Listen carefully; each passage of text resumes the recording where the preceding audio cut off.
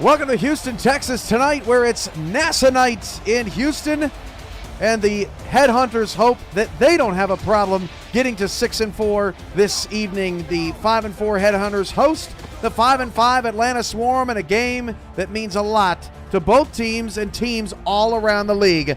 Alongside Charles Doherty, I'm Cameron Irvine, Rochelle Colston, Ron Haynes on stats, Tyler Falk, and Chris Curtis back in our studios. Charles, great to have you here. At least for now. Don't get sucked up by the weather. Hope everything's all right there. So far, so good. Yeah, we've got, it's like a playoff atmosphere here. And wow, look at those uniforms. They look sweet for Houston. Both of these teams, honestly, Cam, they're trying to find their offense. The last couple games, it's been a little light on both sides of on both the running side and the passing side. I think they need to get a groove here, figure out a winning combination on offense if they're going to make the playoffs and even hope to go deep in the playoffs. Both teams are on losing streaks that they're trying to snap tonight. It's Atlanta's first trip to Houston since Season 8, February 26th, 2017 was the last time the Swarm made their trip down to H-Town. The Headhunters have the ball on the tee. Sonny J's got the hand in the air. Houston, kick it. We are underway. This goes 6 yards deep into those NASA-inspired end zones, and Henry McGee will down it at the 20. Bryant Dynasty is your Atlanta quarterback. And the veteran quarterback's going up a very stout Houston defense. They're number 4 in the league on passing yards per game and number 3 in yards per game. So they're going to have to pull out all the stops to move the ball against this Houston defense. First down and 10 for Atlanta in their whites with the green and light blue honeycombs. First down as Dynasty drops to throw. Fires to a wide open K. Marion, who breaks a tackle. Marion, one man to beat, gets dropped at the 45-yard line of Houston. Wow, John Barnhart saved the score. I mean, one of the best performing wide receivers on Atlanta. Great hands, one of the best set of hands in the SFL. And I think it was really smart, Cam, that Bryant led off with calling that motion to see what kind of defense that he was looking at, and made a perfect adjustment, wide open wide receiver, and a great game. John Barnhart is playing a few of his Sioux Falls Sparrows teammates. Nathan Barnett, Kay Marion, and Jason Williams all went to Atlanta after Sioux Falls disbanded, but Barnhart came to Houston, and this time Brady Clark wraps up the runner for no gain. Both of the halfbacks for Atlanta in Williams and Hollywood, I mean, six rushing touchdowns for Hollywood, 8 for Williams. I mean, you got a double-headed, two-headed dragon they're fighting against for Houston. Dynasty rolls to his left, has to get rid of it quickly as Denzel Mavick was applying pressure. Jason Peace makes the breakup. Third down and 10. Huge shout out to Jermaine Smith for his work on Houston's set tonight. Yeah, big third down. We're going to hear it a lot tonight in this playoff atmosphere. They got to capitalize after that first play. They're firing all cylinders. It looked like they cooled off a little bit. Third down in Houston territory. Dynasty drops to throw. Will dump it off to BDG Hollywood. Race for the sticks. Breaks a tackle. Hollywood got the first down. Wow. Down to the 33-yard line. That was close. We'll get another look at it. That was close. Yeah. I mean, BDG is dangerous. He's got one receiving touchdown this season. He's always been a threat out of the backfield, and I think that's a good challenge. Houston's going to challenge the spot of the ball so quickly tonight. We'll take a retroactive look at the play. Brought to you by Retroid. Put a Retroid handheld in your hands and play the only video game with your player in it. SFL 4K 23. I think we're going to be watching the knee here, Charles, because it went down first. Yeah, I think he was, well, it depends on where the ball was. No way. Yeah. He doesn't have a single body part over that line. So it's overturned. Houston wins the challenge. The question now will be, will Atlanta go for this? Will they kick a field goal? Will they play field position? here early on in this game. I would not give any momentum to Houston whatsoever. Yeah, that's a good point. You're on the road. If you can get a field goal out of this, I would do it, but it looks like they're punting. Well, they're punting, and to your point, Charles, you may not want to go for it this early in the ball game for fear of giving Houston some of that momentum. So this punt is away. It is angled out of bounds. Not the best kick that they could have gotten. They do not have a contracted punter. That's Sarberm with the punt to about the 17-yard line. Ooh, yeah, I can't wait to see what Houston does here, how they get their running game engaged. Dave Burr is the quarterback. Only 13 interceptions this season. That's 8th best in the SFL, so kept it pretty clean as that pass is caught in coverage. Wrapped up by our Greg Corky. Hauls it in his 9th season with the Headhunters. Or you can do that. First down. Both of these teams came out firing in their first play of the series.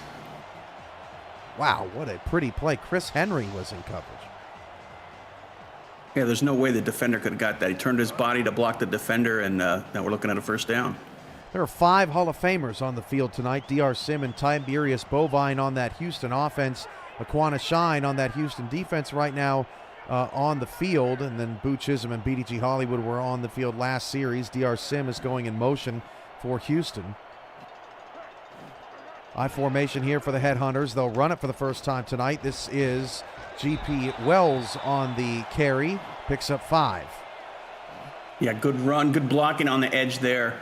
That's something that I think is going to be important on that edge, running out there, getting the big runs, I think, for Houston or from the outside off tackle. G.P. Wells, 7 touchdowns. That's 6th best in the SFL. Josh Slapp, the starting back, has 9 touchdowns. That's 3rd best in the SFL, and this is Slapp on the carry, picking up a couple. So a critical 3rd and 4 coming up here for Houston. Yeah, nice stop by Jeff Spicoli, the strong safety. This 3rd down and 4, I mean, the quarterback has a lot of options here, so let's see. They can still run it. They've got the studs to do it. 3rd down and 4. Back to pass. That's Kopech, and it's a fumble, and it's picked up by Atlanta. The backup quarterback, Iman Kopech, came in on that series, got hit, lost the ball. We'll get another look at it to see if it stands. I think his arm's going forward. Yeah, it looks like the arm was going forward. That was Kopech's first pass attempt of the season. He does come in from time to time to get a little playing time in this offense. There's another challenge here early. Let's take a retroactive look at the play, brought to you by Retroid. Get your SFL console at GoRetroid.com. I'm wondering if that was a set play to have the QB2 in there on that play, or if Burr might be injured or gassed. I think this is going to get overturned as well. This one was, this one was more cut and dry than some of the others we see in the league. But Houston not charged with a timeout, but they have had to use 2 challenges already in this game. They win a 3rd, but there's a lot of game left. Yeah, definitely. And early in the game, I know it is, but great penetration by the Atlanta Swarm line. Atlanta's defense with 12 sacks this season. Billy Ray Valentine leads the way with 4. He is kind of a hybrid player, an outside linebacker that plays off the edge down the line. Atlanta's got a very unique defense, especially up front, and so far they've got a stop. Henry McGee with the punt return brought down by Al Ingram III, who's part of this prolific headhunter defense in his 2nd season. First down for the Swarm. Both of these offenses started out, like gangbusters and then simmered down. I think they just need to, dig their heels in a little bit, settle down, and just go over what they practiced. First down at the 23-yard line. Toss out to Hollywood, and look at Houston flying to the football. Chris Britton III, in his 4th season, first with the team, makes the stop. He's having a great season. He leads the team in tackles and also tackles for a loss, and just shows how fast that Houston defense is closing on that pitch. I mean, BDG Hollywood is pretty quick, has a pretty quick first step, but they shut it down. Hollywood 8th in the SFL, averaging 4.4 yards a carry. Does lead the league in rushing with 825 as he's trying to get to a 1,000-yard season. Bryant Dynasty's pass is incomplete, knocked away. The intended receiver was Kyle Finnemore, and Blake Prine with the deflection, 3rd and 8. Yes, so far, both defenses are kind of setting the tone. One of these offenses has to get some momentum going, find something that works, and just capitalize on it. 3rd down, Atlanta.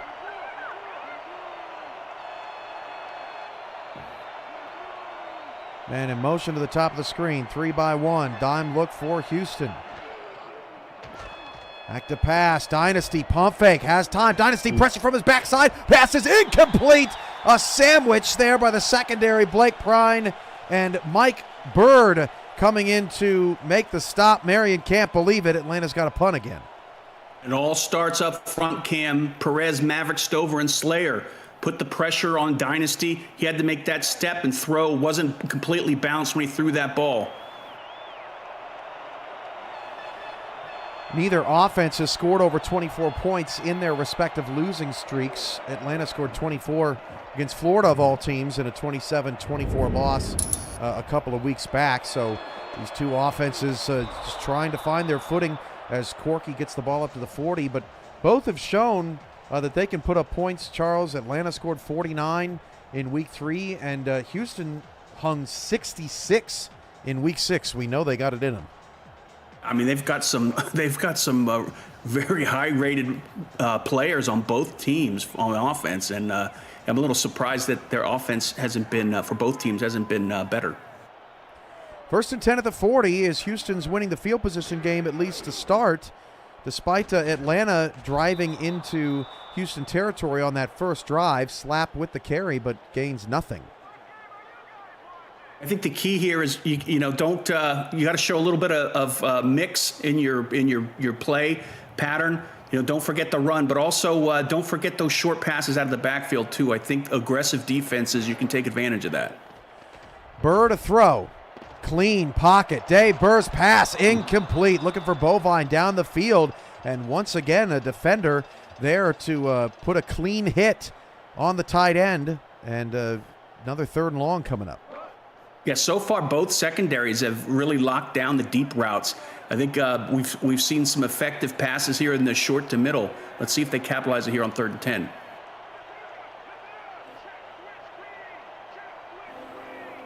Four minutes into this thing, already the 4th possession of the game. Burr drops to throw. Burr, wow, great pass protection by Slap, but the pass way overthrown, intended for Mike St. Green. Maybe got a little jittery with that pressure that was coming towards him, but once again, Atlanta's defense comes away with a stop.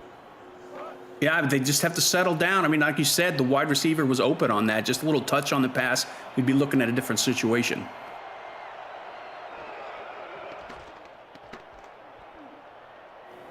This will be a punt from Sonny J, who comes in as a punter as well for Houston, as this ball will get up to the 20-yard line for Henry McGee. So your move, I feel like saying knight to F7 right now as these two teams feel each other out.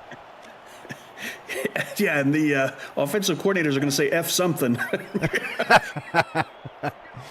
Good point. For all those that are going through some nasty weather and storms right now, stay safe out there and keep us posted.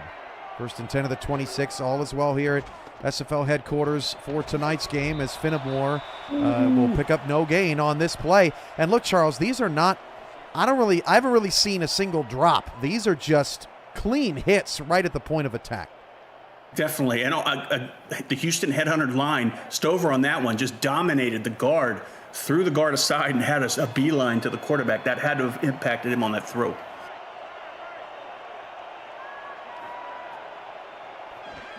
Second down and 10. Dynasty drops to throw. That pass is caught by Finnemore. That will pick up, well, there's an injury on the play. It's on a Houston defender who made the tackle. That's Chris Britton, the third. Just as you said, Charles, earlier, the leading tackler for the Headhunters. That would be a major loss. Yeah, that's definitely going to be a huge loss. Hopefully he gets right back out there. But they sent an extra, looks like they sent an extra player on the blitz there and ran a medium route, like we said, and I think it's gonna be effective if one of these offenses capitalizes on those medium routes. 3rd down and 5. Houston has one other outside linebacker, Garrett Evans, but other than that, no further depth at the linebacker spot. 4-2 defense right now as Marion goes in motion. 3rd down and 5. These defenses continue to hit hard out there. Dynasty drops to throw. This pass is caught. Wow. Boo Chisholm, who just crossed 1,000 receptions a couple of weeks back now, 1,003 on his illustrious Hall of Fame career. Yeah, what a career, and what a great route run. Offensive coordinator, tip of the cap to you, sir. They did motion at the pre-snap, saw that they were in zone and did that cross route that flooded that zone coverage, and the defense didn't have an answer. Dynasty's off to a 4-8 start for 65 yards. Bruce Papineau gives a boo Chisholm in the chat, as does Will Todd.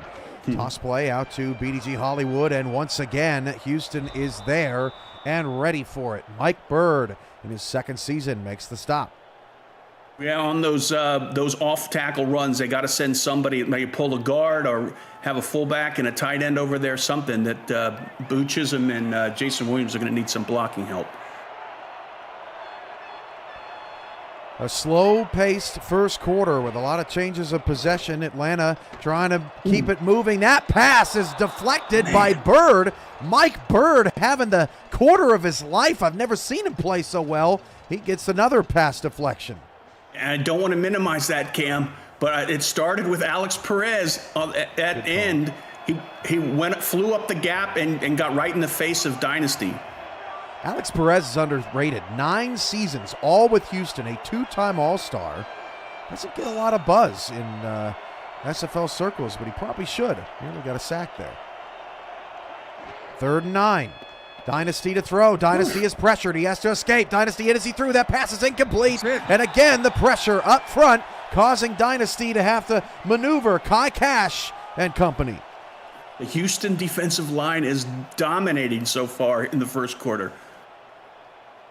Atlanta, pretty good offensive line. Carter Hollywood and Dean Falco up front at tackle. Sam Falco, Ethan Kai at guard, and Astro Smith at center. Now, Dean and Astro are a couple of UDFA signings, so they're still a little young in their careers, but still not a bad group. This is Corky getting slammed down at the 11-yard line. Even the special teams coverage has been great. That is the rookie Bentley Bonner, the 53rd pick in the last draft, with the tackle.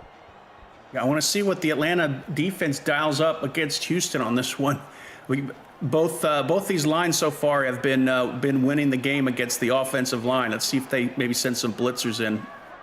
One of their 10 outside linebackers. 1st and 10 at the 12. It is some kind of defense. I bet Houston wishes they had another outside linebacker right now, as Slap picks up 5. They've got 2 outside linebackers in Porter and Valentine that very outstanding pass rush ratings in this game. And I'd be sending them in every play against Burr. This is Kopech back in the game here on 2nd down and short. Getting the rookie some time, the Bossier City Steamer. He'll hand the ball off to Wells, and Wells will pick up a couple to set up a 3rd down and 3. Shad Allen on the stop. I'm looking to see if they throw a blitz together, put some pressure on the quarterback. I mean, 3rd and 3 is, can't let him go through his progressions. You got to do something to disrupt, just take a page from the Houston defensive line.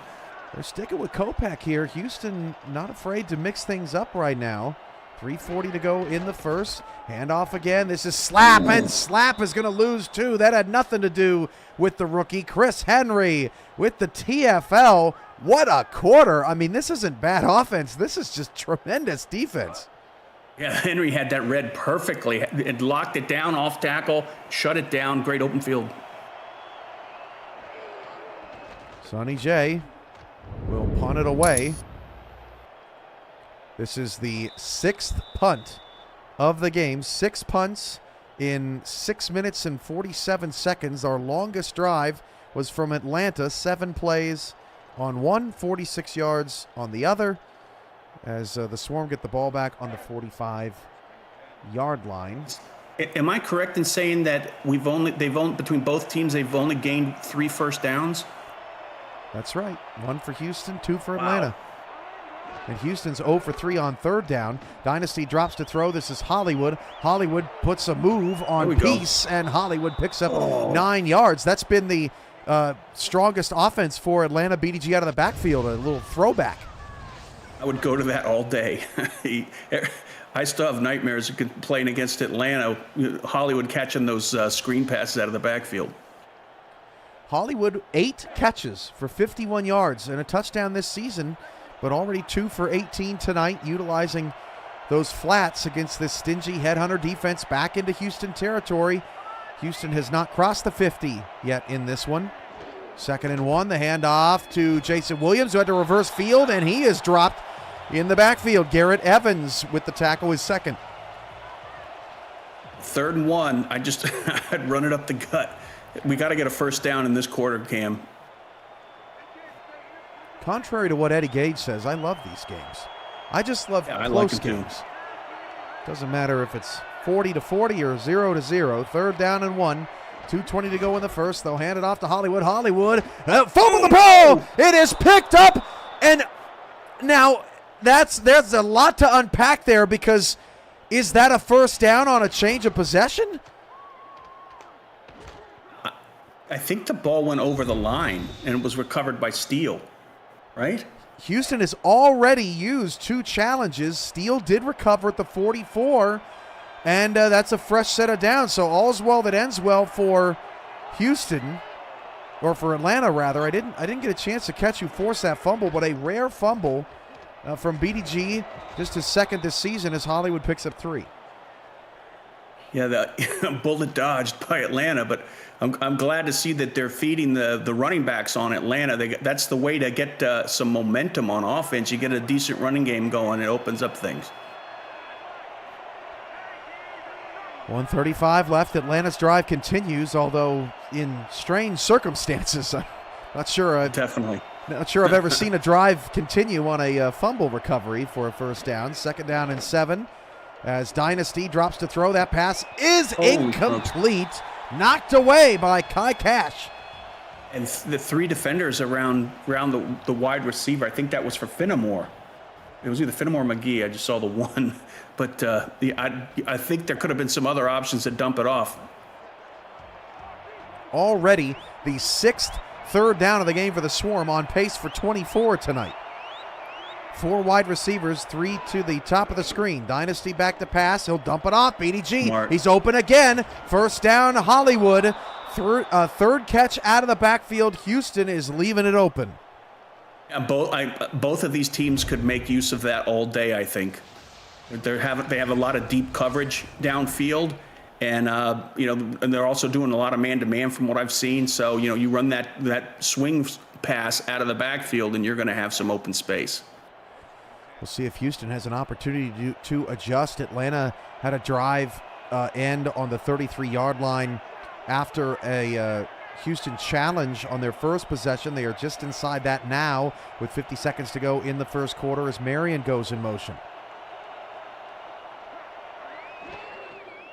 Dynasty drops to throw. Dynasty again pressured, and this time he is taken down big time. A loss of 6 yards as big Anthony Stover comes in to make the play. Yeah, Houston's getting fancy on their stunts. They've got the defensive tackles, going left, going right, twisting, and it's confusing the offensive line, and Stover just, had a straight path. Stover's 4th sack of the season. That leads the Houston Headhunters in sacks. A very diverse group of sackers, but 16 on the season, about middle of the road in the SFL, but their defensive line is cooking tonight. 2nd down and 16 as they'll dump it off to Hollywood. His 4th grab, only had 8 in the first 10 games. You can see Atlanta has been scouting Houston, trying to get him more involved in the passing game, but a big 3rd and 11 coming up after the break. That is the end of the first quarter with your score. Atlanta nothing, Houston nothing. A defensive slugfest here on Monday Night Spectacular. We'll be right back.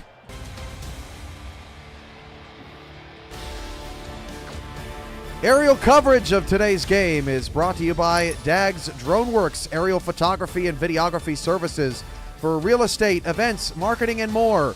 Learn more at dagsdroneworks.com. And there's the NASA Space Center, and that is just a few clicks away from the SFL convention in League City, Texas. It's about 5 minutes out from South Shore Harbor Resort. It's a great place to take the family if you haven't been, but here on NASA night in Houston, it all comes together, Charles.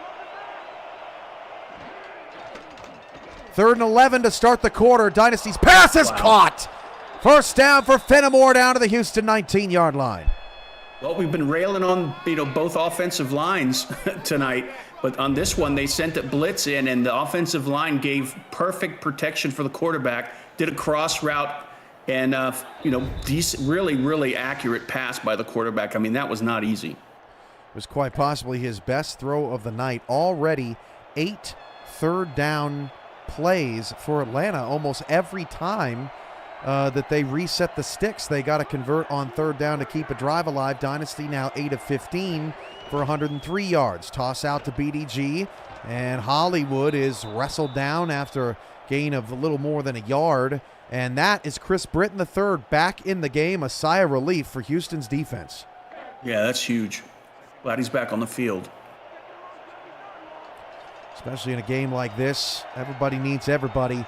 These two teams caught up in the middle of the playoff race. Atlanta just on the outside looking in right now at 14, needing a win as that pass is intercepted at the goal line. Coming back the other way, it's John Barnhart and Dynasty. Brings them down to the 24, and the Goose Eggs on the board remain.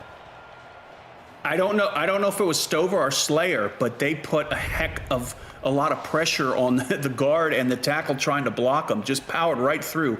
Didn't have a shot at the sack, but I think maybe Dynasty heard some footsteps. Charles, I think this is as good a time as any to announce to SFL Nation right now, watching the Monday Night Spectacular and a great game between Atlanta and Houston, that this is going to be my last season in the SFL. Yeah, I heard it's horrible. I'm selling. Got a buyer, and I'm getting old, trying to have some kids, and it just may be time. DR Sim, I don't think that guy's ever going to retire. Picks up a first down. Cam, it takes a lot of guts to walk away, and especially start up a folk singing career going on the road like that. I tip a cap to you, sir. It's something I've always wanted to do. The banjo just speaks to me. Yeah, I can see.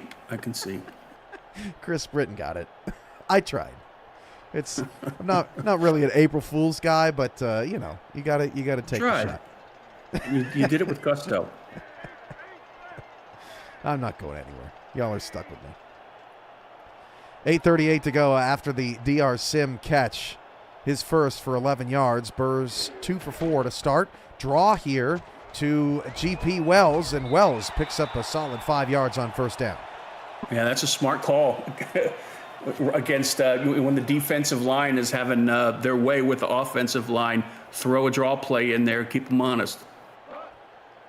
I thought I'd get more groans in the chat, Charles. Everyone's like, good, go.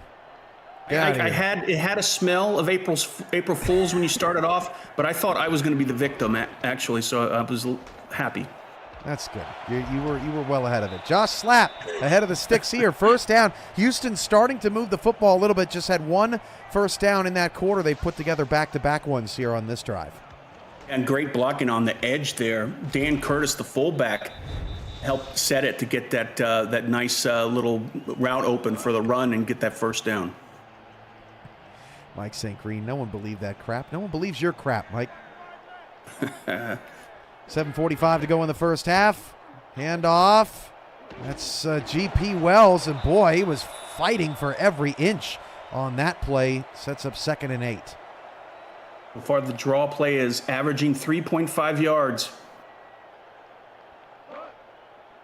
Slapping Wells, a terrific 1-2 punch. They've also got Dan Curtis in the backfield, who does a lot of blocking when he's out there. 2nd and 8. Burr to pass. That pass is caught. Mike St. Green's got his first tonight. First down. 3rd straight on the drive for Houston. I mean, finally, Mike St. Green did something. I mean, I know you and I were talking a lot about that, waiting for him to step up. But no, just kidding. That was a good route run and a good delivery by Dave Burr. Always love a good Mike St. Green joke. That's the best part of having Houston in Monday night. 7 minutes to go in the first half. No score after Houston got the goal line stop. Burr rolls out to his left just a bit, and that pass deflected by Sean Allen. The first deflection credited to Atlanta tonight so far. Yeah, that had interception written all over it, Cam. This type of game, you need to bring that in. Burrs started 3 for 6, 41 yards, hit 3 different targets. Bovine's been targeted once but could not bring it in. 2nd down and 10. Dave Burr needs to get tried to run, broke a tackle, and then got slammed down. A loss of 4 yards. A sack credited to Grant Hardaway, the free safety, bringing down Burr. Yeah, I think the defensive tackle, Joshua Williams, set it up, and Grant Hardaway finished it off. That is Grant Hardaway's first career sack in his 4th season, 6'3", 222. Congrats, Grant. That was a huge play to force a 3rd down and 14 as Burr drops to throw, steps up in the pocket. Burr finds additional time, and it's off of St. Green's helmet, off the deflection, incomplete. Will set up a 4th down, and Atlanta's defense comes up with another stop. Henry showed some hops on that one. He went way up in the air. It's hard to throw over a safety that can jump that high.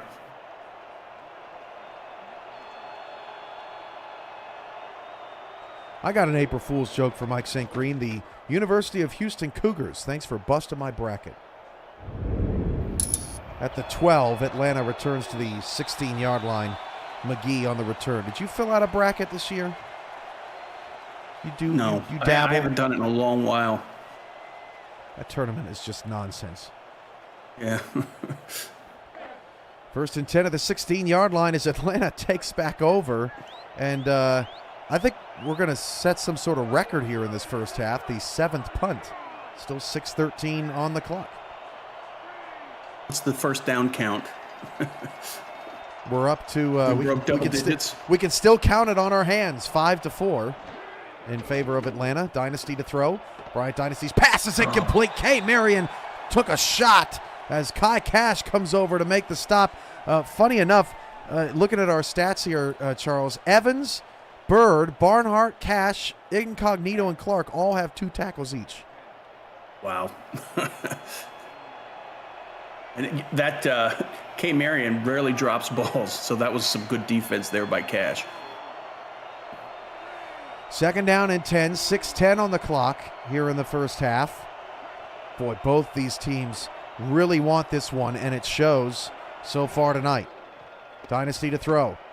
Dynasty down the field. He overthrew it. It's picked off. That's Barnhart going the other way. He got a couple blocks. Barnhart 10. Barnhart wrapped up by Fenimore. The 10 with the tackle at the 10. But 2 interceptions for Dynasty on back-to-back drives has flipped this game. It's Barnhart's 2nd.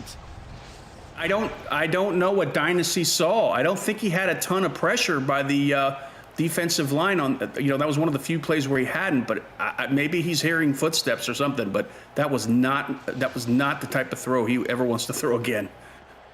Just a completely errant pass, and now Houston is best set up for points in this one. They have punted on all of their offensive possessions. I don't think we're going to get a punt here. 3 receivers, 2 to the left side for the Headhunters, trying to break our scoreless tie here on Monday night. Burr drops to pass. Dave Burr, all kinds of time. In zone. Oh, what a grab! What a grab by Bovine, the Hall of Famer. Houston's on the board. Quiet all night, but makes a splash here on that end zone route. Wide open. I mean, there was no defense at all. So did they fire off rockets when they scored a touchdown? That's pretty expensive. Maybe over budget. They spent all their money on those beautiful end zones. Bottle rockets. Tiberius Bovine. What a catch. His 5th touchdown of the season and career touchdown number 88. One away from his number as he waves hi to the camera, saying hi to his beautiful wife, who's probably at home somewhere, just waiting for the game to end. No time for football in that household.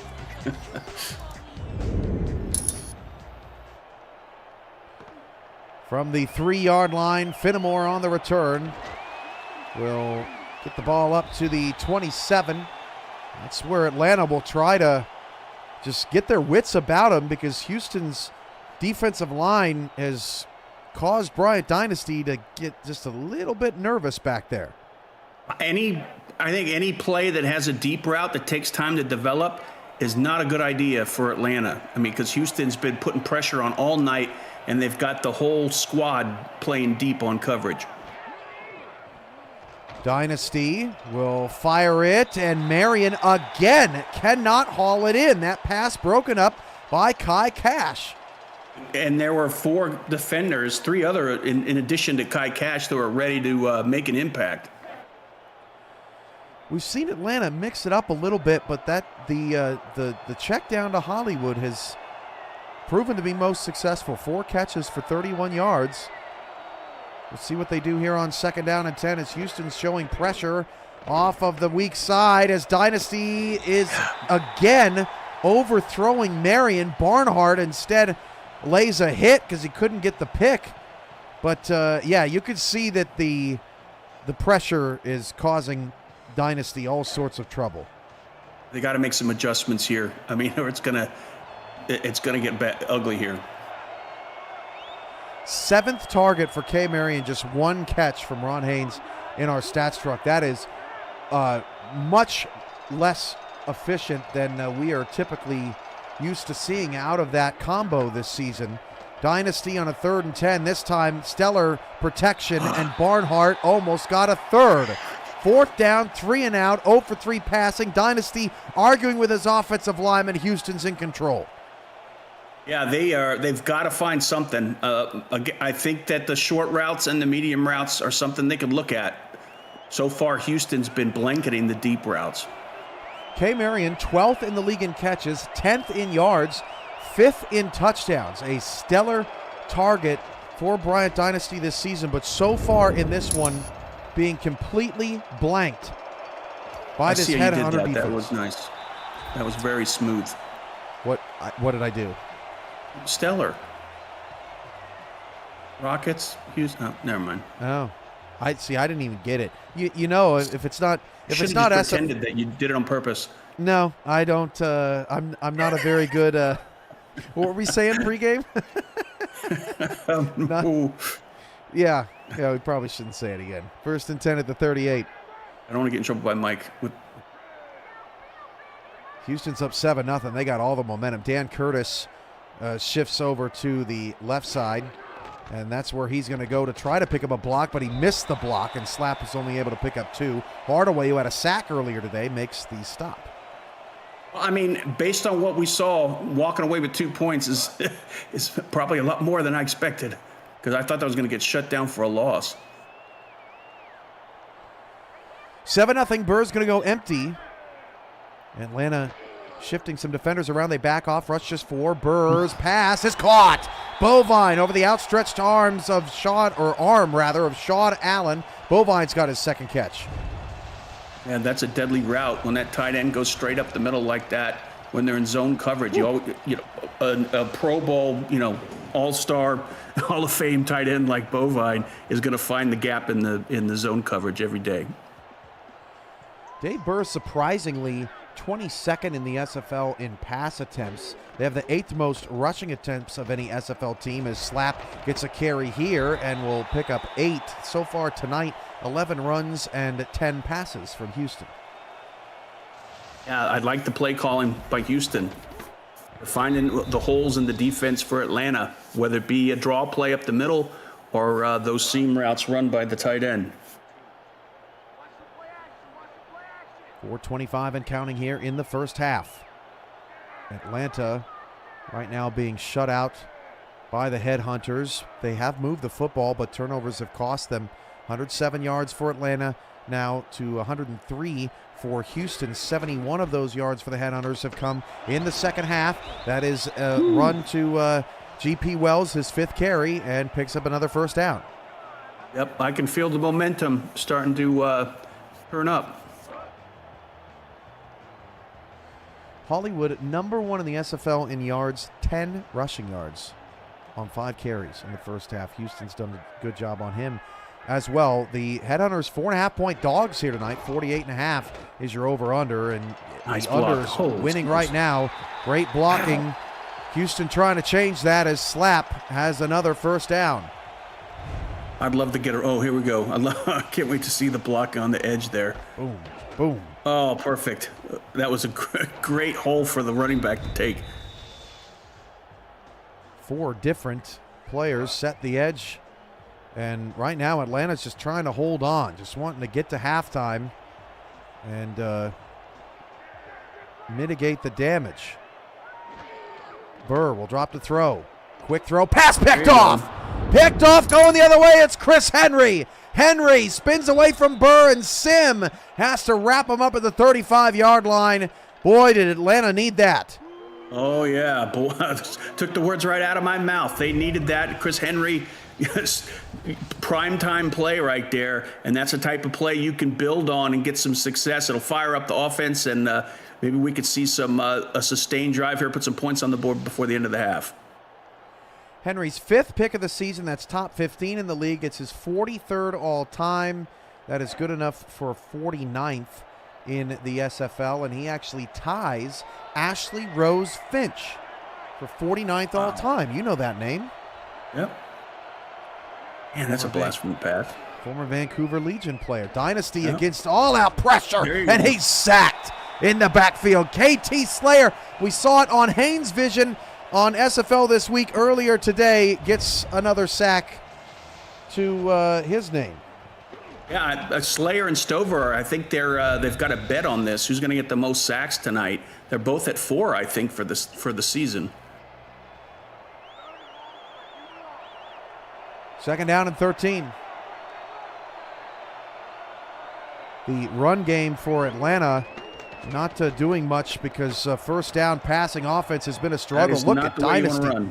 All kinds of time and finds K. Marion down the field to the 36-yard line of Houston. That time the offensive lineman held up, and you can't cover for that long. I did not have a good feeling about that play, the way that Dynasty was running deeper back into the pocket, or out of the pocket for that matter. But, man, he proved me wrong. Found the receiver open downfield, deep downfield, which has been a rarity so far in the first half. Wonky stat line for K. Marion, 2 for 72 on 9 targets. Wow. That is bizarre. But Atlanta, for all of the issues that they've had in the second quarter, down just 7-0 and on the move. Dynasty going to throw again. That pass is tipped up in the air, and Barnhart again almost had his third. It's a magnet tonight. They are riverboat gamblers tonight on that Atlanta offensive side. I mean, they keep pushing deep downfield. They were successful in the previous play, but, man, Yeah, I think they need to bring in some other options too.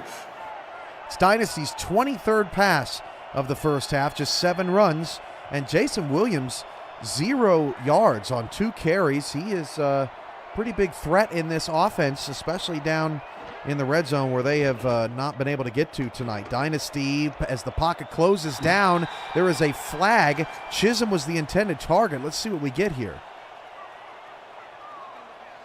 Roughing the passer. Ooh. Wow, don't see that often. That's an Atlanta first down. I was looking to see if there was a PI, and I was like, wow, that was a bad call. Ooh. Oh, wow. Okay.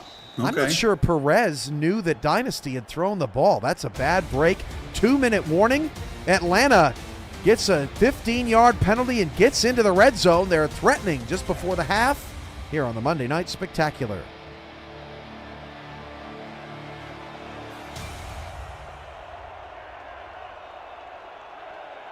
High formation. We'll see if Atlanta tries to establish a run game here inside a couple minutes. Marion goes in motion.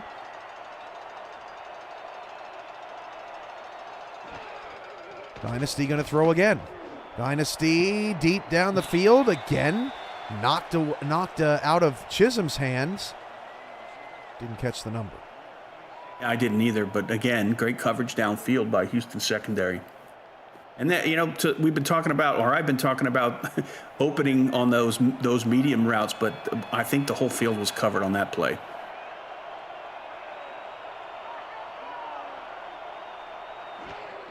Dynasty, 25th pass. This the 5th to Hollywood, but not as much open space that time. So a 3rd and long once more for Atlanta upcoming. It will be their 10th third down attempt of the half. They need at least 3, Cam. And I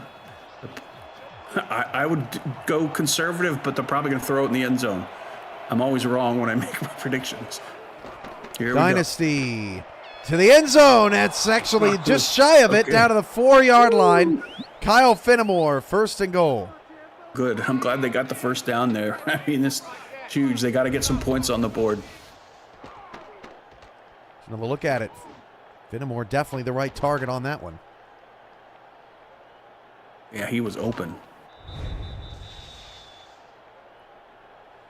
1:15 left. Atlanta has all 3 timeouts. There's Dynasty's numbers. A little rough around the edges, but definitely pushing the ball down the field. Pass number 27. Dynasty incomplete. Looking for Fenimore. Is that what you saw, Charles? Yeah. Man. I don't have a filter, Cam. Sorry. I need to rein it in. Well, I didn't know if there was somebody else open that you saw. There's a lot going on out there.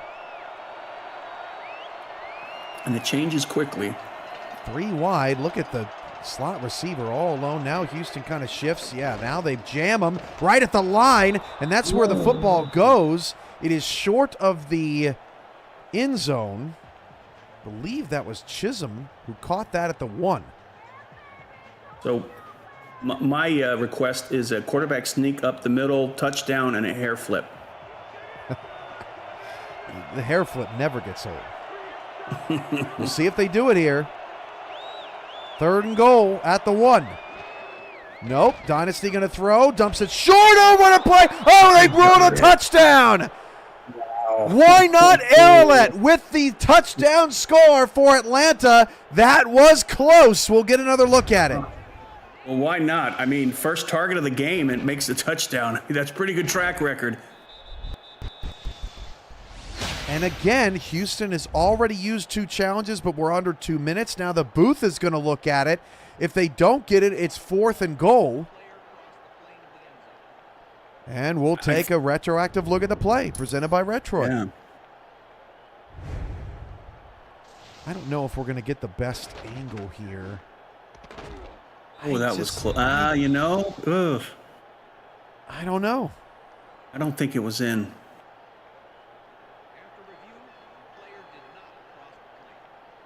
It is ruled short, and Houston, even though they didn't challenge it, now wins the 3rd overturn call of the half. And Atlanta, like you said, they need points. 4th and goal. What are they going to No do? way. I would kick it. They're going to kick it. I would kick it. Wow, what a stand by Houston's defense. That was razor thin. Yeah. I mean, they were spunky on that drive, but Houston dug in and kept them out. So that was, good on Houston.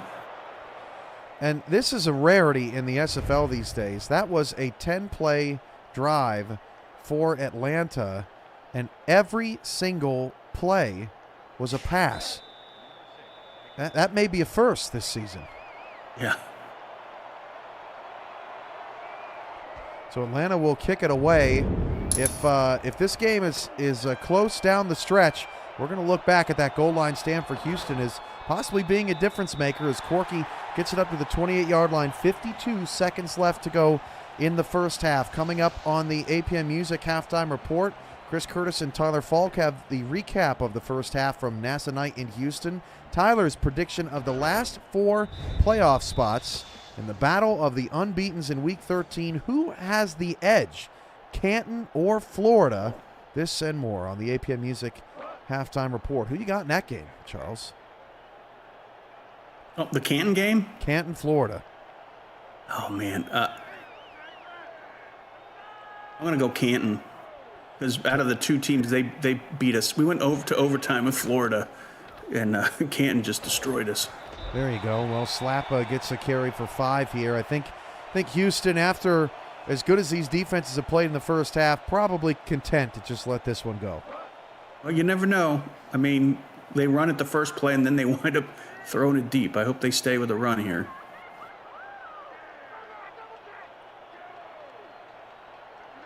.28 seconds left. Toss to Wells. Wells has some space. Wells all the way out to the 45-yard line. But Houston's still content. Yeah, I mean, they had an opportunity to speed it up a bit.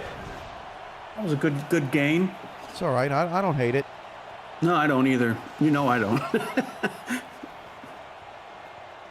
I hold my breath every time they throw the deep route. This game very much, I mean, you just don't want to do anything too risky that's going to hurt the squad in the long term. That's a run to end the first half to Slap. He lost a yard. Another TFL credited to Atlanta. Quanta Shine in there, but that is the end of a very entertaining and exciting first half of play. 7-3 is your score. Atlanta down just 4 despite the 2 interceptions from John Barnhart early on in that second quarter. What'd you think of the first half, Charles? It was a battle in the trenches. I think for Atlanta, they're going to need to make some adjustments. I think they were a little bit predictable at the end of the first half. And predictability is, you don't want to give that to Houston because I think they smell blood. That defensive line smells blood. You got to do something to throw them off, and you have to mix it up, keep them on their toes. Houston gets the ball to start the second half. There's a look at all the numbers from the first half. Hollywood kept in check. Tiberius Bovines touchdown. The difference as he flexes for the camera. Of course he does. Headhunters take a 4-point lead in the half, and hey, look, John Barnhart gets your player of the half. Love it when defenders get on the board. He's also got 3 pass deflections as well. Chatted up with Blake Prine on the sideline as they head into the locker room. Chris Curtis and Tyler Falk, the show is yours as we've hit the half on the Monday Night Spectacular presented by APM Music on SFL YouTube. Charles and I will be back here shortly. Let's head to the break.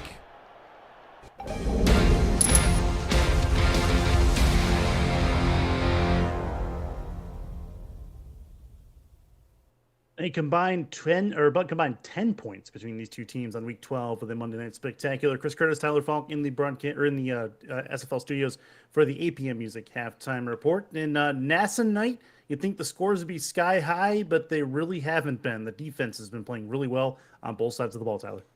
And it goes to show you that the matchup history between these two clubs has really been the tail of the tape. These two are keeping each other close, and it's these two defenses that are doing it. Right now, especially for Bryant Dynasty, Houston's secondary, especially John Barnhart, is living in Dynasty's head every single time he goes back to pass, under 50% completion percentage, 29 pass attempts for Bryant Dynasty. I mean, if he has the same amount of production like that going into the second half, same amount of numbers, we're looking at 60 passes or thereabouts.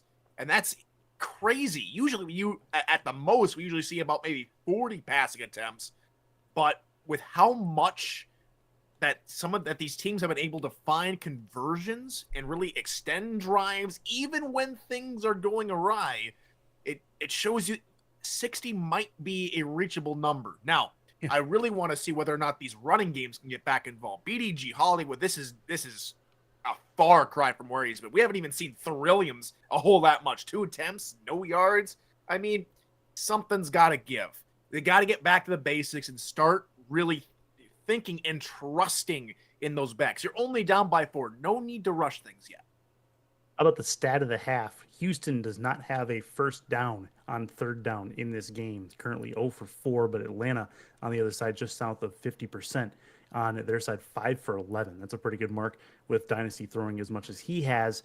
That's been quite a lot. Maybe we'll see a first down on a third down conversion should those running games, as you mentioned, get going. Both these teams need a win. Atlanta can really drop out of the playoff picture almost entirely with a loss here. And Houston themselves, if they get their 5th loss, Tyler, they could also drop into the bottom echelon and possibly out of the playoff picture as well. So this is a massive second half with both these teams still fighting for a playoff positioning. So let's pretend for a moment as we take a look at the playoff picture that everything goes according to plan for Houston tonight.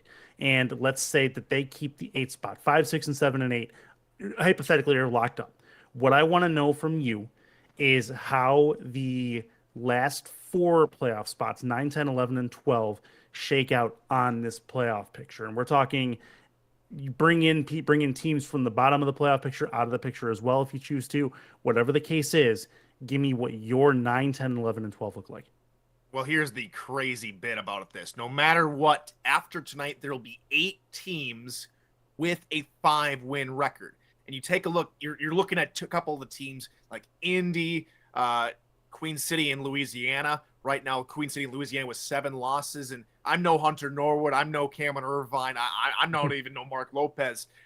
So I really can't confirm this math or anything. But when you have 3 games happening in just week 13 alone, there is a potential for the last 3 spots, that 10, 11, and 12 spot, to be taken by a 6-win team just before week 14, which could, again, can't confirm this, can't say, but it's been rumored that the 7-loss teams may be eliminated. We'll get some people with a lot more brain power than myself to figure all that out. But the big thing is you've got a massive amount of games. You got 3 big matchups coming up just next week alone. Mexico City, Alamo City. You've got Tulsa taking on San Diego, both 5-win teams. And then you've got Arizona, Houston, another crucial game. 3 of those games. And then to top it all off, depending on what happens, you got Atlanta, Charleston, which could both be 5-win teams at the end of tonight. The big question mark that has to be said here, Curtis, is which team understands their position, understands the weight of the situation that has been put upon them, or if some of these teams will take it this way, the situation they've got themselves in. You look at Vancouver, for example. You mentioned, they understand that they haven't been hitting on all strides. You could say the same about a bunch of teams, but you also could look at Carolina and Charleston, who have turned it up as of late to really put pressure on a whole bunch of other teams also in this middle pack. I mean, this is an exciting conclusion to this season. I really can't pick 3 teams, but I'll give you 5 teams that I think may just have an edge at the moment. I really like Alamo City, who could really pull something off here late in the season. They got Mexico City and LA, especially Mexico City. I think the winner of that game is in the playoffs for sure. I think I give it to Alamo City here this time around.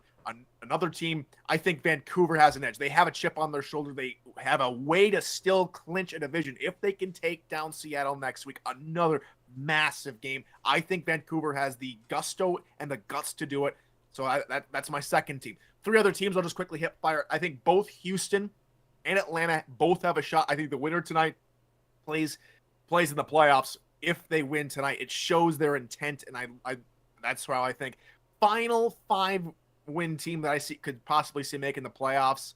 Unfortunately, I can't give it to Arizona. I think their playoff streak is broken. I've got to go to the upstarts. I've got to go to Charleston, who turned around a miserable start to the season and are really hunting. They're right in the thick of it. They're right on top of everybody, currently at 5-5. I think that they have a decent shot at making the playoffs as well. Okay. All right. So that's quite a change from what we have currently in the playoff standings. Could be a lot of fun going forward. And let's go from the bottom of the playoff standings right now to the top. The first and second seeds currently, it is Canton number 1, Florida number 2, separated by fractions of an SOV point at this point. Want to know, going into week 13, they obviously have the most talked about matchup. Who has the edge? Who do you predict comes out on top? I'd love to see some predictions in chat as well. I think the big thing for me is if Florida can stop the dangerous running attack of Rojo, Robert Johnson, and Logan Lee. Very, very few teams have been able to do so. They are averaging, the Canton Classics are averaging close to 180 rushing yards a game. Meanwhile, as far as the rushing yards allowed, Florida is a top 3 team in that category, allowing less than 70 yards a game. I think if Florida wants to have any chance in this game, they have to stop the run. I think they can do it. I think Florida will be the first team to score double digits on Canton, but I still give the win to Canton. Okay. All right. And I think you and I think there's a lot of people who still think Canton is the odds-on favorite by probably a double-digit spread in that game. But we'll see. I mean, like you said, Florida very good against the run, but they haven't played Canton yet. So we'll see how that goes, and that could shake up things in the upper echelon of the playoff seedings. But that about ends things in the halftime report. We have 2 more quarters between Houston and Atlanta on the other side from NASA night in Houston. Cameron Irvine, Charles Doherty on the other side. This has been the APM Music Halftime Report. We'll be here for postgame.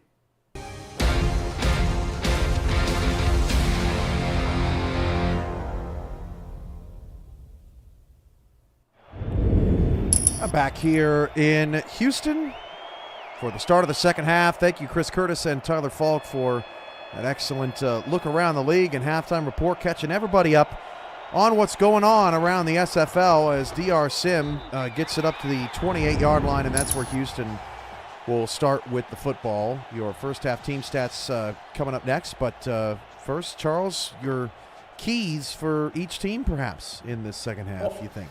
I'm hoping that the punt carnival has taken up their stakes and left town. We have a little bit more first downs than we did the first half and a little more points on the board. Defenses have been, I think, dictating terms through the entire first half. Hopefully one of these teams, maybe both of these teams, figure out what adjustments they need to make, and we can start seeing the accelerator pressed a little bit. A lot of carnies in that punt circus show. Carnies scare me. First and 10 at the 28-yard line. Toss play out to Slap to start the second half, and Josh Slap picks up 7. Shine with the stop. There's our first half team stats. I mean, Houston has a couple of those plays in the first half, and that run, the last play, really had some really fine run blocking on that edge. Second and 3, and stopped immediately. That's Sean Allen with the tackle on GP Wells. He had 30 yards on 6 carries in the first half. Third down and 3. Curtis and Tyler talked about it at the half. Houston's still without a third down conversion tonight. No, but, third and 3, everything's open. So let's see what they pick. They'll toss it out to Slap. Slap hitting the backfield, gets away. First down for Houston. Wrestled out of bounds quite forcefully, I might add, past the 40-yard line. Headhunters have a first down. Now that's the coach of Houston saying, I've got 110% confidence in my offensive line to set that edge and get us a first down. I mean, that was That was a risky play running on third. They've been doing it all season. Second in the SFL in yards per carry, 4.3 as a unit. 16 rushing touchdowns, second best in the league, 1,199 rushing yards, fourth best. Toss out to Wells, and Wells will pick up 5 after the lineman that got chipped there couldn't recover quick enough. I think that was, he did a little dipsy-do on Billy Ray Valentine, but the edge wasn't so set on that one. That was just pure athletics on the halfback's part. Bear King in the chat, I like the uniforms. Houston wearing NASA-themed uniforms tonight. Alternate look in their final home game of the season as Kopech hands the ball off to Slap. Not much room there, so another third down coming up for Houston. The Headhunters end the season with 2 road games at Arizona next week and then at Louisiana in the season finale. Another 3rd and 4. Let's see if they go with the run again. They've run now 5 straight times to start the half.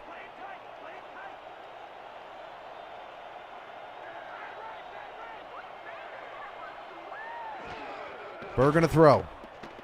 First time on the drive, fires, caught! Mike St. Green, 2015, breaks a tackle 5! Mike St. Green's got 50! Touchdown, Houston! That was a beast reception there by Mike St. Green. He just ripped it in and just took it the rest of the way. Shows his strength on that play. I mean, it wasn't fancy, ran a decent route, ball went right where he needed to be, but all the rest was Mike St. Green. A 48-yard touchdown pass. It was the longest play of the night for Houston's offense by 27 yards. And St. Green's in the end zone now, 57 yards on 2 grabs, and Houston comes out firing in the third quarter. And I hope that we can say now, Cam, that the Carnies have left. They're gone. Sonny J's extra point is good, 14-3.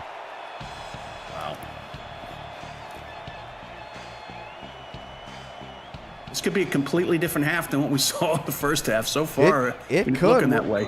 We'll see if Atlanta's offense is able to adapt and find some new wrinkles in their game plan. It's going to be that touchdown to start the half was huge, Charles, because if Atlanta was thinking about establishing a run game, now they're getting a little bit more nervous about doing that. But Henry McGee going to help out, getting all the way out to the 37-yard line.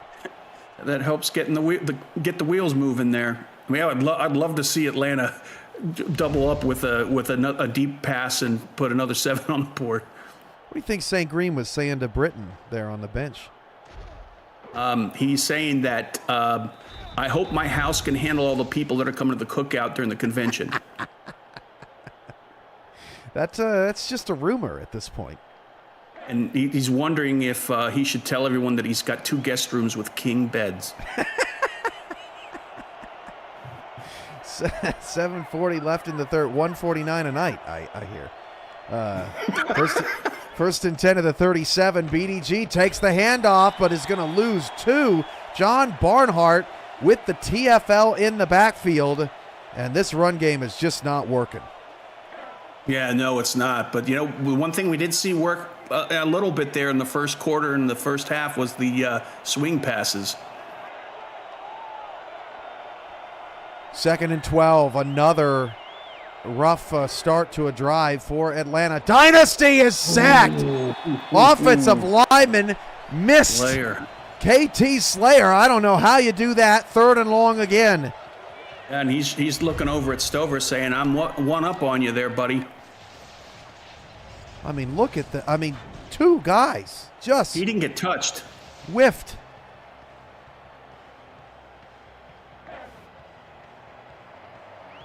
Atlanta, 61 yards of offense in the second quarter and on this drive after a solid 89 in the first quarter. 3rd and 16. Quick throw because of the pressure, and that pass is incomplete. Yep. Atlanta is a mess right now. Great defense. They didn't allow the routes to develop. He had to get rid of the ball, like you said, but they were just waiting there right in the routes and stood it up and kept them from staying alive. Houston's got some impressive wins on their resume. Tulsa, Alamo City, and San Diego are on there, and those teams are all about where Houston is in the standings, including Atlanta. If they were able to win this ball game, their two toughest tasks, Canton and Fort Worth, they weren't in the same class on those nights, but this team gets enough confidence, they could get rolling. And when you have 4 defensive linemen where each one of them is playing a stellar game, see, I used the stellar reference, stellar game, it really sets the tone for the defense. I know Interstellar, the movie, but that's about it. Slap picks up 2, brings up second down.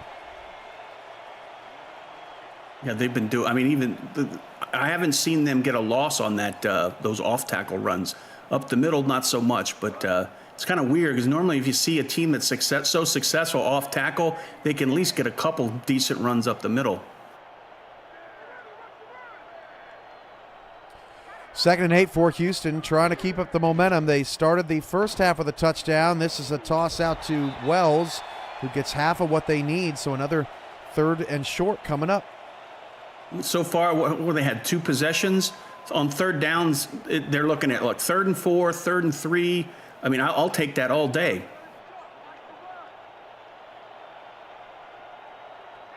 3rd and 4. Did not have a 3rd down conversion in the first half, and that has not been a problem for them in the 3rd quarter. Burr gonna throw. Burr fires, looking for St. Green again. That's the play, scored the touchdown on. 1st down, Houston clicking. Yeah, smart move by Dave Burr. Having motion up there to the top of the screen, they were showing zone coverage, and was able to put a little bit, not a full flood, but a little bit of flood in that zone area, and was able to get some space for the wide receiver.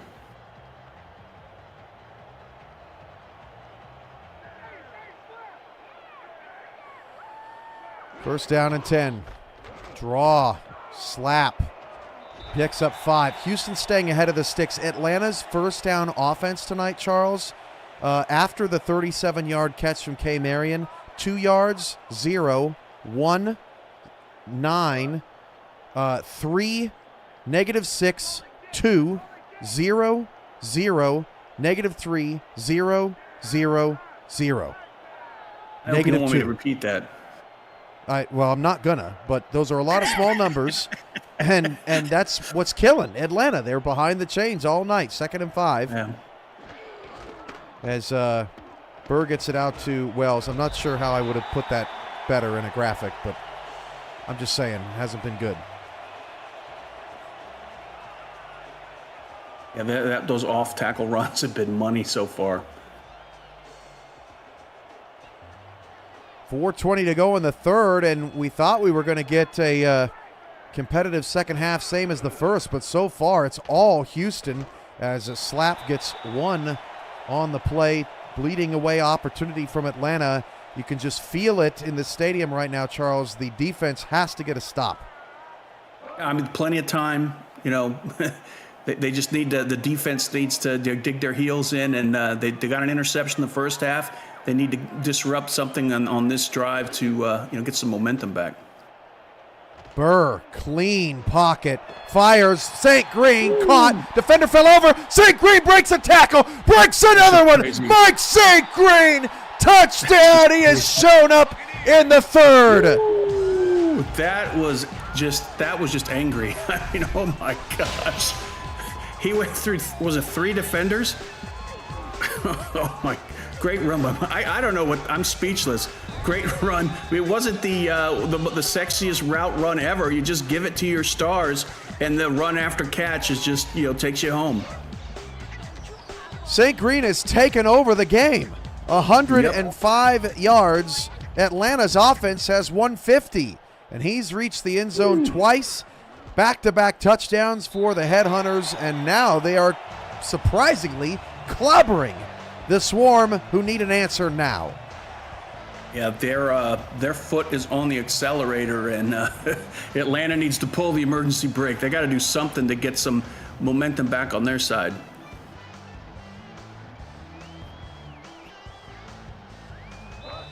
21-3, Headhunters rolling. They got that big game with Arizona next Sunday. Atlanta will play their final game of the season. They're one of 3 teams with a Week 14 bye. They play Charleston next Friday, so short week. And they get on a plane, go back home at least. But huge game for them. This is not the result they were looking for. I'm still thinking about that Mike St. Green touchdown. That was one of the best I've seen all season.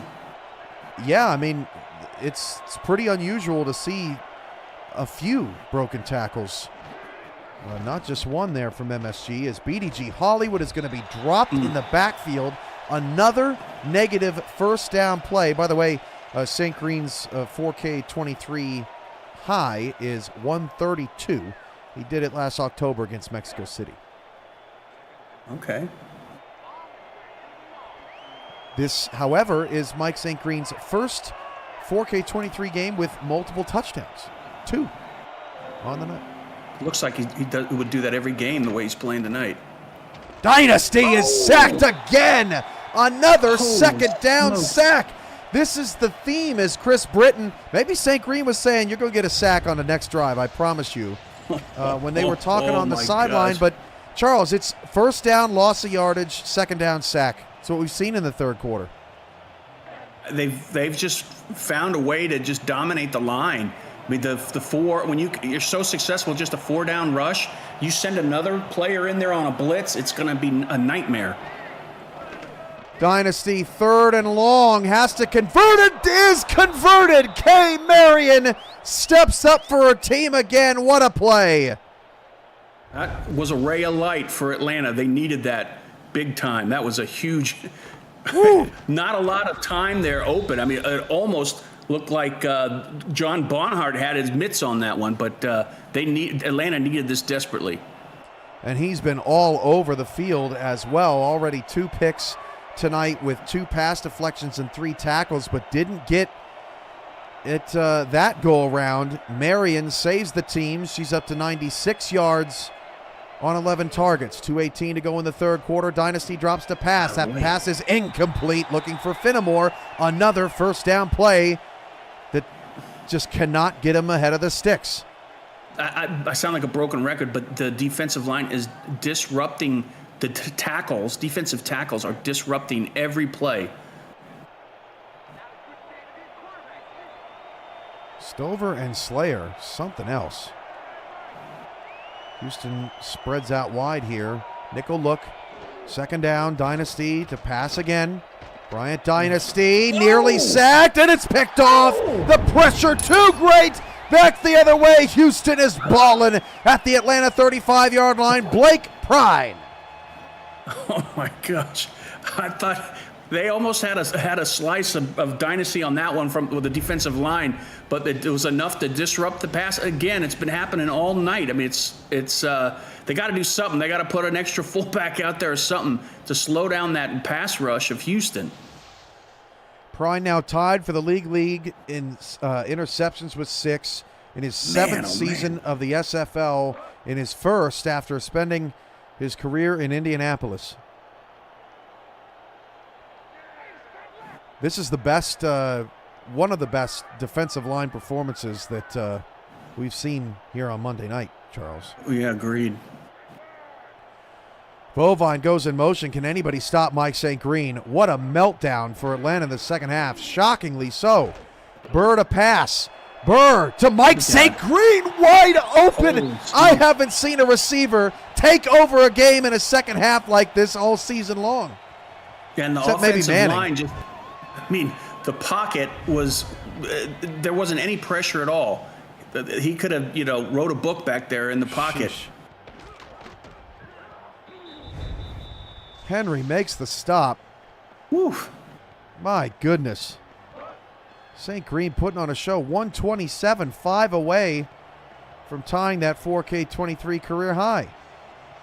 He had 1 catch in the first half. 1:30 to go in the third quarter.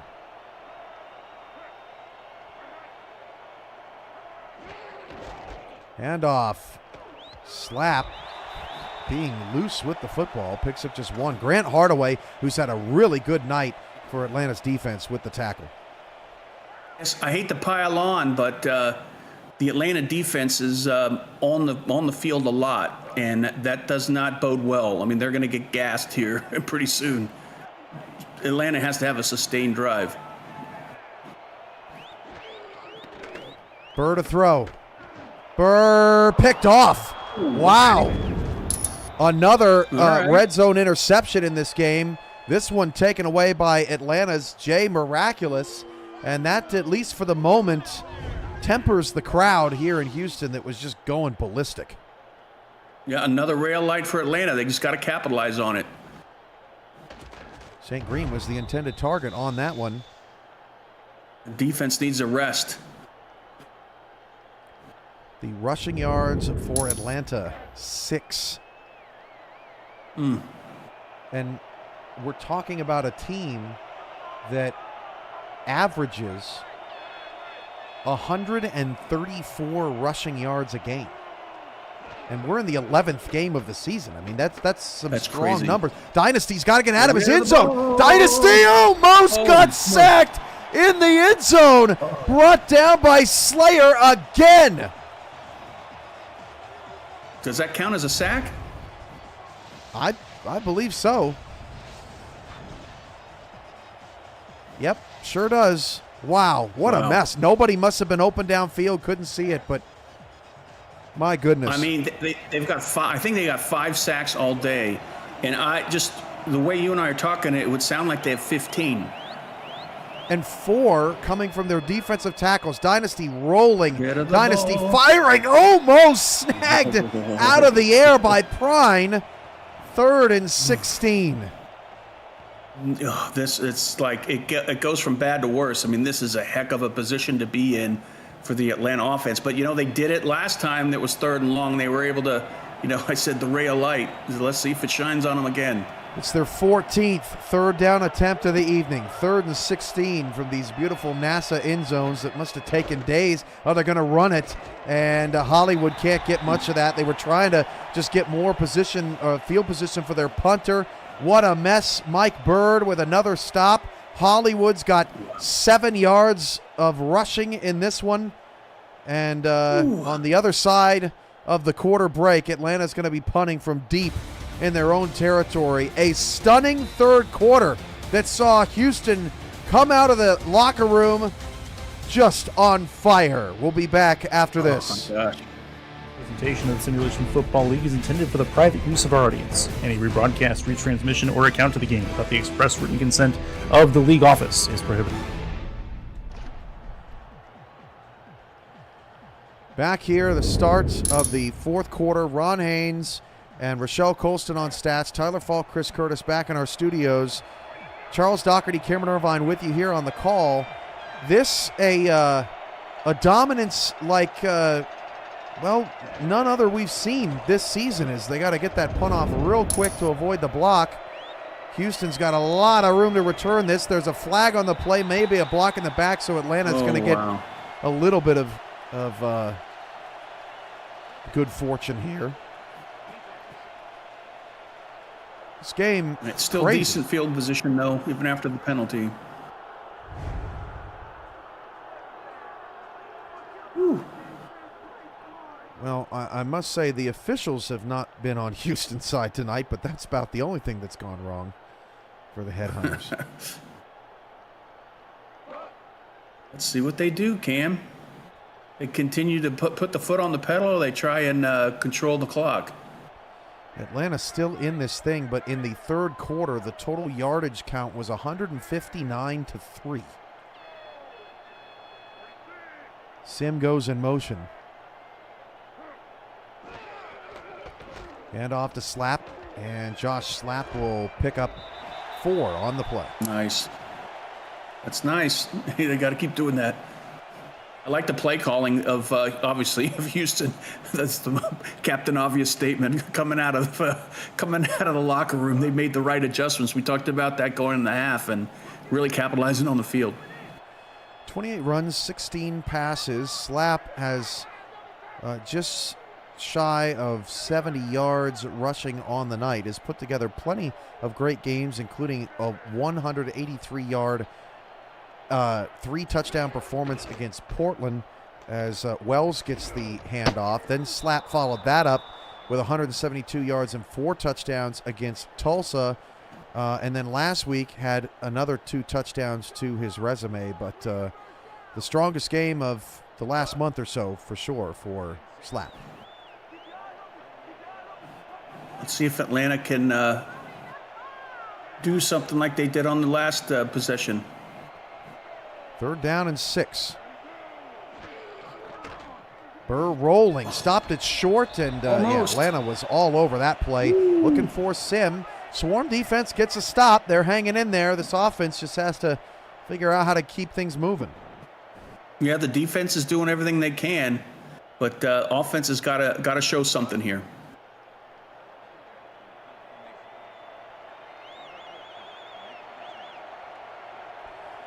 Now, Charles, next Monday, we are in Minnesota for the Indy-Minnesota rivalry. It's a playoff game for Indianapolis. They still have a shot at 6-6. Their SOV is excellent. It would get even better if they beat Minnesota. But you are also, I believe, in the path of the total solar eclipse. Are you not? Yes. And I think the cloud cover is supposed to be not too bad. We're in your neck of the woods, and I'm just wondering if you're charging people $10 to stand on your lawn. 50. 50? My goodness. Yeah. The demand out there is crazy for that. I've never really, I mean, it's a cool scientific phenomenon, but are you into that kind of stuff? Well, yeah, it helps when I tell the crowd that I'm selling signed pictures from Curtis and Mr. Flatcap. Signed, which picture? Just a screen grab? 8x10 glossies. You were ready with that one. I think you have some of those sitting on your desk right now. That's what it feels like. Yep.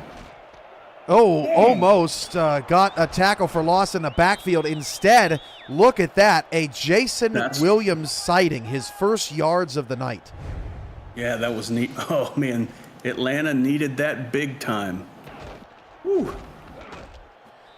And look, we might think that it's crazy in the fourth quarter now to start establishing a run when you're down 18. But, I mean, Atlanta just needs to get a score on this drive. Put it to a 2-score game and see what you can do with it. They'll flip it out to Hollywood. And, again, Hollywood just not much there. But those 3 yards gained on first down, not bad tonight. It's been a lot better, I think, than the passes. So you got to find something for positive yards. 7.5 left.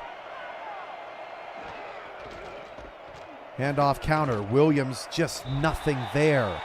Chris Britton with the tackle. This run defense for Houston, they give up 106 rushing yards per game, coming in 13th in the SFL. However, well, they're 18th in yards per carry allowed. I mean, they have just stepped up all the way around against this run game.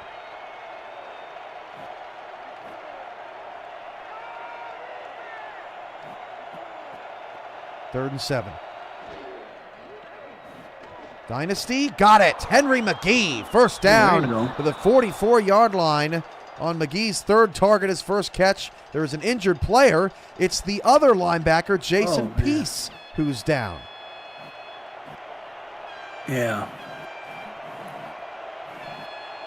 Hopefully it's, again, I said just like with who was Britain that went down, hopefully he's not gone for long. And could Atlanta start to expose the middle of the field here? So we've been talking about that all game. Peace, 5 to 10-yard routes. Yep. Peace, their only inside linebacker, so not a lot of depth there. Here's another sack. Boy. Are you kidding me?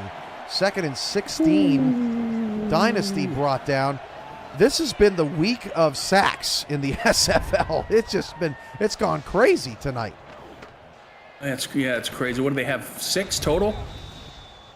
Yeah, and Perez cleans up another one.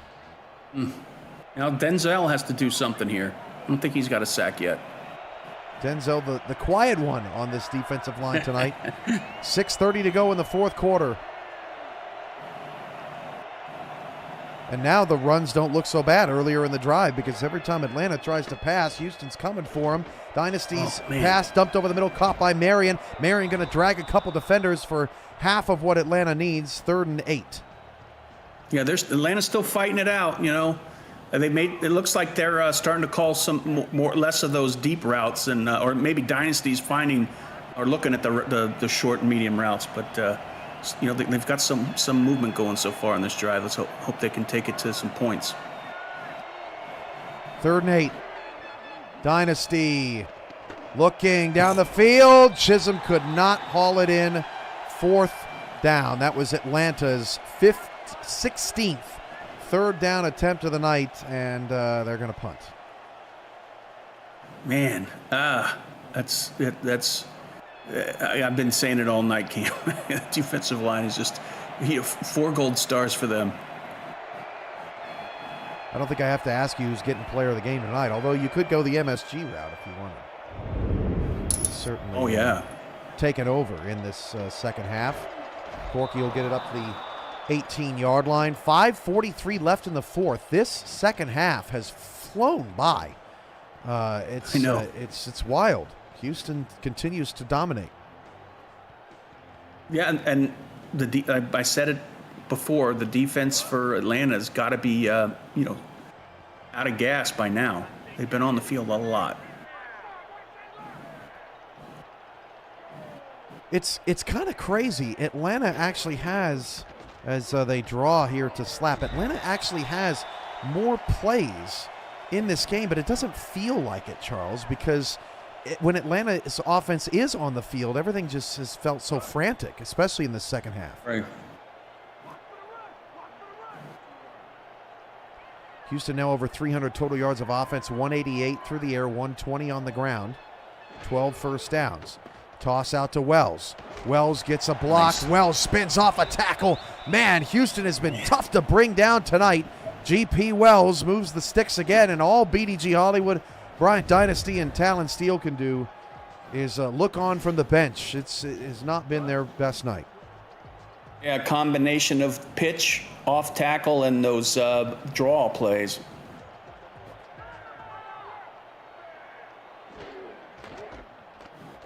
Another turning point in this game that we haven't talked about much. There's another injury. It's Josh Slapp. My goodness. Wow.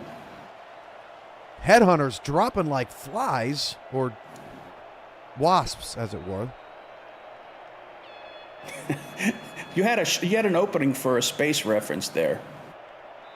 And what did I miss? Dropping like a meteor. Meteors, yeah. Maybe. I don't know. Yep, you're right. I blew it. Wow. But going back to we had so much potential going into the game. Houston, I have a problem. Going back to the end of the first half, remember Why Not Arrowlett's catch at the goal line that was reversed. It was a touchdown called on the field, and those are the only points as GP Wells breaks out to the 47-yard line. Those are Atlanta's only points, but that would have tied the game at 7. And since that overturned call, that's as close as Atlanta got and is probably going to get tonight. Yeah, and, Slapp is getting taped up on the sidelines, but, man, you got a running back like Wells to step in. That was his run of the night. Wells 13 for 70, Slapp 20 for 74, so Wells has actually outpaced Slapp on this evening, 426 and counting. Got 6 down linemen. GP's season high was 127. He got that in the opener against San Diego, but has not had a 100-yard game since. 4:10 left.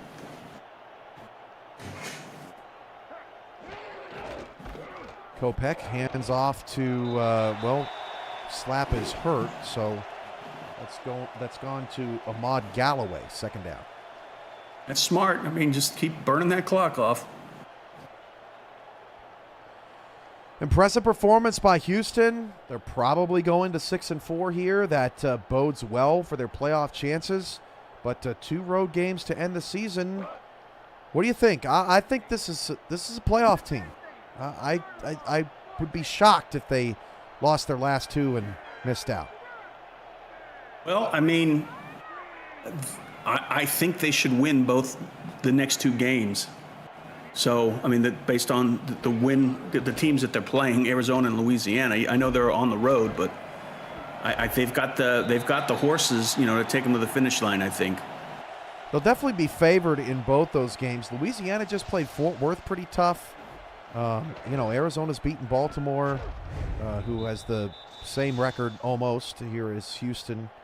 But yeah, they have it easier than maybe some other teams in the playoff race right now, relatively speaking. But now under 3 minutes to go, this was a very quirky game, Charles. I mean, it was 7-3 at the break. We started the game with 6 straight punts. Houston came out guns blazing in the third quarter. Mike St. Green took over the game for about 8 minutes, scored 2 touchdowns, and that was it. That was the game. It was just very unusual as Houston gets another first down. That running back didn't get touched until he was 6 yards down the field. Yep, should take us to the 2-minute. I mean, I'm not sure who to give the game ball to. I mean, you've got Mike St. Green, but then that would maybe not give the credibility that the Houston defense needs. Playing so well. I mean, they played well the entire game. Kopech's getting some reps. Curtis in the backfield with Wells. Tyler and Curtis will wrap this one up, but this one surprisingly got away from the swarm. Played a pretty solid first half. And you're right, it does get it to the 2-minute warning. Atlanta will burn some timeouts, but the Houston Headhunters, wow, they are on their way to 6-4. Impressive tonight. Yeah, they needed a game like this to springboard into those last 2 games. They need to be focused. Their offense found a groove. Last couple games, they've been offense wasn't firing like they were used to at the beginning of the season. So all in all, I think Houston has something to go with these last 2 games. Wells on the carry, gets a first down. And Houston is taking advantage of this very tired defense. This is the least amount of points that Houston has given up in the 4K23 era. And on top of that, dating back to last season, they have now won 7 of their last 8 games here in this building. And when you look at the standings, they are, sort of on the bubble for hosting a wild card game. They would love to come back into this building as Dan Curtis gets his first carry of the night, and Curtis nearly got another first down. So if my calculations are correct, the defense is holding Atlanta to under 200 yards passing, 20 yards rushing. I mean, that's quite a resume to build around if you're a defensive coordinator. Especially the ground game. I mean, Atlanta is very is a big time force in the rushing attack, as Atlanta's going to get at least one more stop here. Yeah, that was the biggest surprise of the night for me, Charles, is, I mean, not just the pressure they were able to put on Dynasty, but even when Atlanta did run, the longest run of the night for Williams was 9. The longest run for BDG was 3. That's crazy. Yeah, it is crazy. But, I mean, they had a little bit of success with, passing to the halfback out of the backfield, but they stopped. Yeah, they really did. This will end it right here if Houston can get a first down. Handoff Wells, he got it. Wow, let's go home. Unbelievable second half from the Houston Headhunters. Atlanta's offense in the second half had 31 yards and 3 first downs. Cam, let's, if you're okay with this, let's stay at the stadium a little bit longer, because I don't want to catch up to the Carnies leaving. I'm good. I'm good with that. I mean, we did end the game with 3 straight punts, so they did kind of They crept back in. I thought you weren't supposed to have re-entry once you leave the stadium. So they got an inside man, I think. So you going defensive line or MSG? I'll take the other. I mean, God, this is hard. I would give it to the line, and then John Barnhart had a heck of a game as well. That's true. That's true. I mean, if you could give out 3 balls, David Burr as well. I mean, his first half wasn't anything to write home about, but he bounced back in the second. Clean sheet. At one point, his QBR was up around 110, I think, in the second half. Yep. Well, there you go, Houston. So I didn't answer your question. The game ball goes to all of you. A well-rounded victory for the Headhunters. A surprisingly dominant second half that made quick work of the Swarm, and now Atlanta at 5-6 with SOV that is not favorable for them. It's going to be quite difficult for Atlanta to make the playoffs, and they will drop their 3rd straight game, as they were 5-3 after their big win over Mexico City, but they are falling fast, unfortunately for them. That is the end of this one, 21-3. Houston takes care of Atlanta here at home and finishes 5-1 here at Fight Sports Stadium. There's your final numbers, 371 to 227 in total yards. Red zone was not kind to Houston, but they didn't need it. It wasn't very kind to Atlanta, to be fair. 4 trips, just 1 touchdown. There's your time of possession as Atlanta got gassed in the second half. Turnovers early for Houston, but nothing problematic late. Maybe this will help you out, Charles. 5 for 127 for Mike St. Green. And then, let's see, John Barnhart finished with 4 tackles, 3 pass deflections, and 2 picks. And then you've got 3 sacks. You've got Slayer with 3 sacks. Yeah, wow. I mean, I think it's pretty even between those 3. Charles, the ultimate tease this week here in Week 12. Leaving you coming back for more. Week 13, Indianapolis and Minnesota. That is always a fun one as Indianapolis fights for their playoff lives next week, and Minnesota tries to maintain their top 4 position. For Charles Doherty, I'm Cameron Irvine, Tyler Falk, and Chris Curtis will wrap things up for you tonight. Thanks, everybody, for joining us. Ron Haynes, Rochelle Colston, excellent job on stats. Have a great night, everybody, and we'll wrap this up.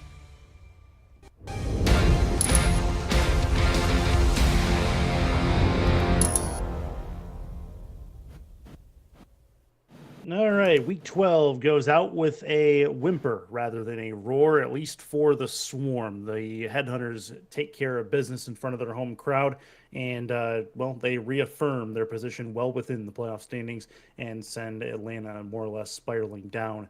As we come back into the studios, Chris Curtis, Tyler Falk with you, APM postgame on tap. And, Tyler, reactions to a defensive showing in the second half, reaction to Mike St. Green showing up in the second half. How about John Barnhart as well? You got your pick of the litter of things to talk about as far as Houston's dominance in the second half. For the most part, there were no problems for Houston, which is always a great sign, especially on NASA night. They were on a great trajectory coming into the half. They start off with a fantastic drive to get a touchdown. Mike St. Green with a couple of beautiful touchdowns in that half, and they just didn't look back. The defense just said, "All right, Atlanta, you're here. This is Southern hospitality.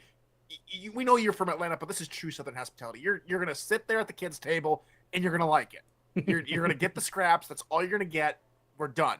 And now Atlanta has to go home and face a hard-charging Charleston team. Atlanta right now their season's on the ropes. Mm-hmm. They need a win, and they need a lot of hope because they're on the same boat as Arizona. Both are 5-6. Both have a game in Week 13, and both have to wait and see what happens in Week 14 because both Arizona and Atlanta are going to need a lot of help.